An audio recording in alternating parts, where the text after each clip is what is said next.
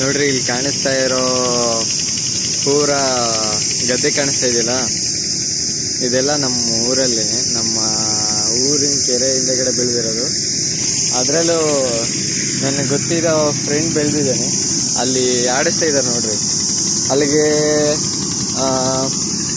ಇದಕ್ಕಿಷ್ಟು ಒಂದು 20,000 ಖರ್ಚಾಗಿದೆ ಅಂತ ಹೇಳ್ದ. ಅಂದರೆ ಇಲ್ಲಿ ಕಾಣಿಸ್ತಾ ಇರೋದಲ್ಲ, ಆಲ್ರೆಡಿ ಅಲ್ಲಿ ಕೊಯ್ದಾಕಿದಾರಲ್ಲ ಆ ಲಾಟ್ ಅಷ್ಟೇ.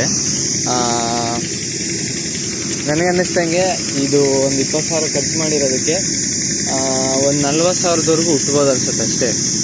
ಅಂದರೆ ಹೆಂಗಾಗಿದೆ ಅಂದರೆ ಇದನ್ನು 6 ತಿಂಗಳು ಬೆಳೆಸಿ ಒಂದು 20,000 ಲಾಭ ಅಷ್ಟೇನಾ ಅನ್ನೋ ಥರ ಫೀಲ್ ಆಗ್ತಾಯಿದೆ.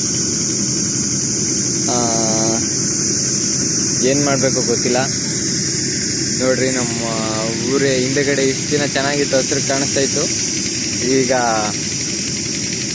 ಹಳದಿಗೆ ಕಾಣಿಸ್ತಾ ಇದೆ. ಇನ್ನೊಂದು ವಾರಕ್ಕೆ ಇದೆಲ್ಲ ಕೊಯ್ದಾಕ್ಬಿಟ್ಟು ಆಡಿಸ್ಬಿಡ್ತಾರೆ.